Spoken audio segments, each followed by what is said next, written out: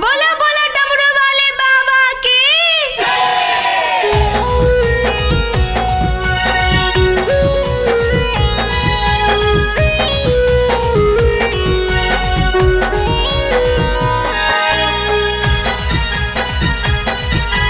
Mix by प्रेम निराला यादव।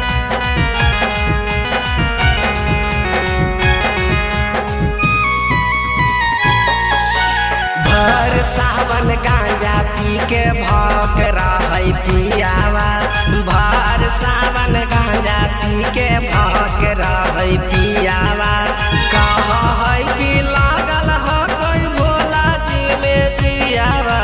कहै कि लागल ह कोई भोला जी में जियावा। भर सावन गांजा पी के भौक रहै पियावा। भर सावन गांजा पी के भौक रहै पियावा।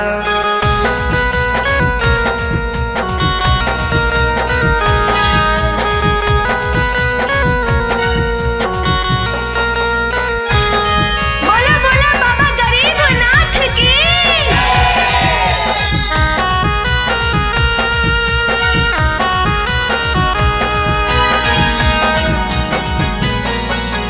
भोर भोर उठिए के गंगा जल चढ़ावा है। हमरा ला तोड़िए के बेल पतर लावा है। भोर भोर उठिए के गंगा जल चढ़ावा है। हमरा ला तोड़िए के बेल पतर लावा है। दिन भर चूना हो कोई धतूरा के बियावा। दिन भर चूना हो कोई धतूरा के बियावा।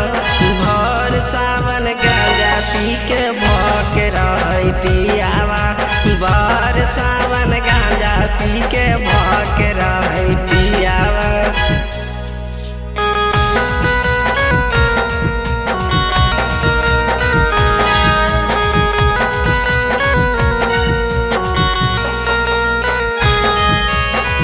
बोला बोला डमरू वाले बाबा की।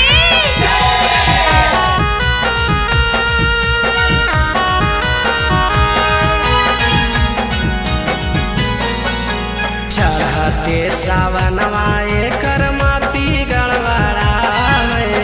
हफ्ते हफ्ते जलवा लेके देवा घर जाए।